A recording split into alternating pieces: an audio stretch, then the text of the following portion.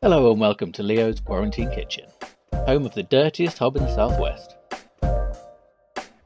This evening we'll be making a traditional boozy burger, perfect for those late night beef cravings. Nothing is worse than when the 3 hours of sun you see have sunk behind the hills and you're knee deep in your 5th quarantini and those beefy burger gurns come on. You know you can't afford a takeaway, the government check hasn't come in yet. You spent all your savings on stupid time-filling hobbies you got bored with in 15 minutes. Time to give your hands a break and wrap them around a piece of meat that isn't between your legs. That one looks worse than the beef you're about to fry. With the smoothest segue seen, let me tell you about the beef. You want that fatty shit. Hang back on the lean meat. The fat fries it better, flavours it better, and sticks it together better. And you need that because this is a boozy burger. We're not messing about with binding agents or breadcrumbs.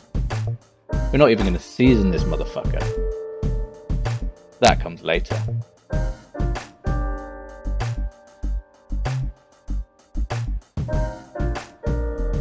Grab that beef, squeeze it up. Don't squeeze it too hard, just squeeze it up. Get it into a nice shape, about 1.5 inches thick. Make them into a nice medallion. Slight dip in both middles. Heat up your griddle pan. Slap on some oil when it gets nice and hot. And get ready to cook.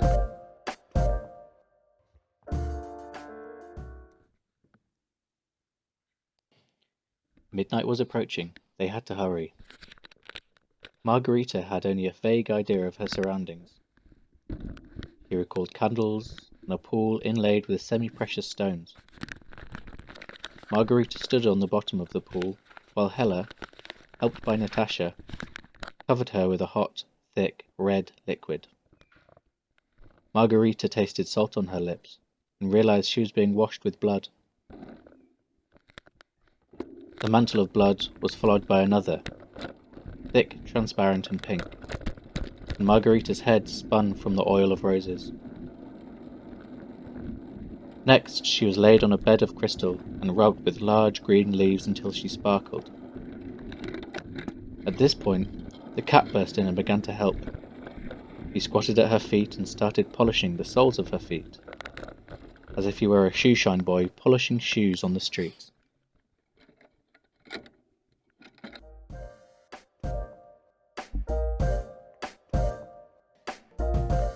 Time to get the peripherals sorted. We're talking sauce, salad and seasoning.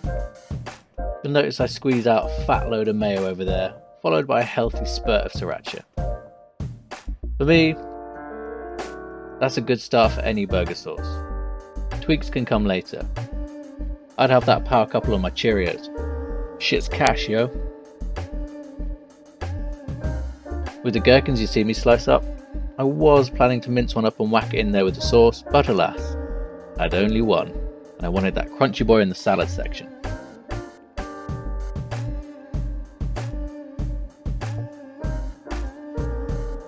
Here you observe the safest way to cut an onion. You gotta have all your fingers splayed out and shit. Some people say use the little claw technique, it's better, but honestly they just don't know what they're on about. Fake news.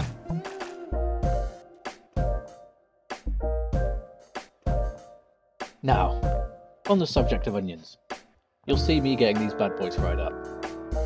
Frying off onions should be the start of whatever recipe you're making. Step 1. Alpha. I don't care what you're making, be it frying steak, baking a cake, or just pouring a glass of milk. Fry off onions. Step 1. There was actually a little known prologue to the book of Genesis, in which God fried off some onions before he cracked on with this shit show. King James just left that out in his translation because it was too obvious.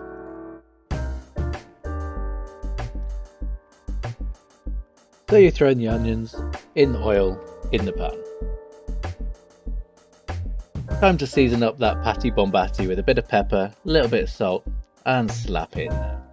Give it a little press, make sure it's in there, good and sizzly, and we're ready to go. Chapter 8. On June the 18th, 5 hours after he had talked to his cousin Bill Hapscomb, Joe Bob Brentwood pulled down a speeder on Texas Highway 40, about 25 miles east of Arnett. The speeder was Harry Trent of Braintree, an insurance man. He had been doing 65 miles per in a 50-mile-an-hour zone. Joe Bob gave him a speeding ticket.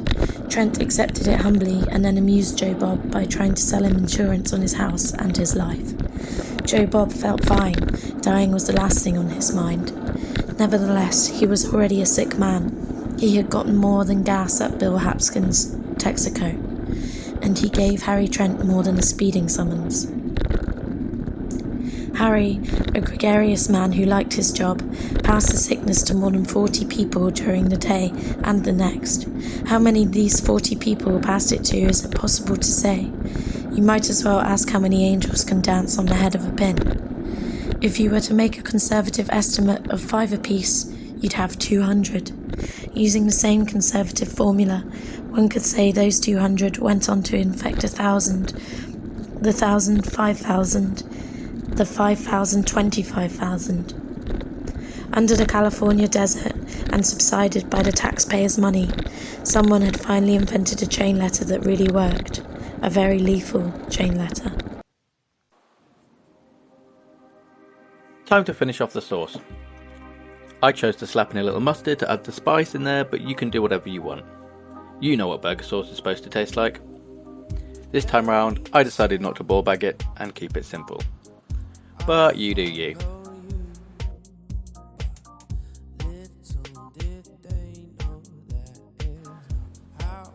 Keep yourself busy while that patty is cooking by getting a bit more of your salad ready. Personally, I'm a fan of pickles, shredded lettuce, fried onion and a bit of tomato to add a bit of colour, but anything goes. I knew a guy who used to order a Big Mac in every city he visited. He got it without the Big Mac sauce and took the salad out. That guy was a fucking cunt. I don't wanna try no more. Standing on the sofa like there's lava on the floor. Searchers after horror haunt strange, far places. For them are the catacombs of Tamalis, the caravan of Morsela, and the nightmare countries. They climb to the moonlit towers of wood Rhine castles and falter down black cobweb steps between scattered stones and forgotten cities in Asia. The haunted wood and the desolate mountains are their shrines, and they linger around sinister monoliths.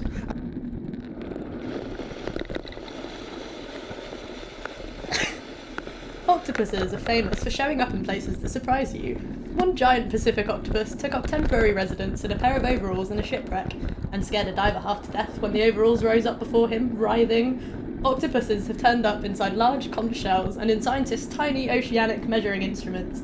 Red octopuses particularly like to den in stubby brown bottle beers, but I never expected to find Bill's new octopus in a pickle barrel in the sump. Here I'm demonstrating the trademark Leo safety technique again by slicing my bun directly into my palm at all times to ensure it doesn't fly off and maybe injure somebody else. For me, lightly frying the bun in those beautiful beef and onion juices is essential. It stops the bun disintegrating, tastes better and leaves less grease in the pan that you're absolutely not going to clean tonight. And suddenly, a white rabbit with pink eyes ran close by to her. There was nothing so very remarkable in that, nor did Alice think so very much out of the way to hear the rabbit say to itself, oh dear, I shall be too late." When she thought about it afterwards, it occurred to her that she ought to have wondered about this, but at the time it seemed quite natural. But when the rabbit actually took a watch out of its waistcoat pocket and looked at it and then hurried on, Alice started to her feet. For it flashed across her mind that she had never before seen a rabbit with either a waistcoat pocket or a watch to take out of it. And burning with curiosity, she ran across the field after it, and it was at this time that popped down a large rabbit hole under the hedge. In another moment down went Alice after it, never once considering how the world she might get out again. The rabbit hole went straight on like a tunnel for some way, and then dipped suddenly down. So suddenly that Alice had not for a moment to think before stopping herself, and she found herself falling down what seemed to be a very, very deep well. Either the well was very deep, or she fell very slowly. for she had plenty of time as she went down to look about her and to wonder what on earth was going on and what was going to happen next. First she tried to look down and make out what she was coming up to, but it was too dark to see anything. Then she looked at her sides of the wall and noticed that they were filled with cupboards and bookshelves. Here and there she saw maps of pictures hung upon pegs.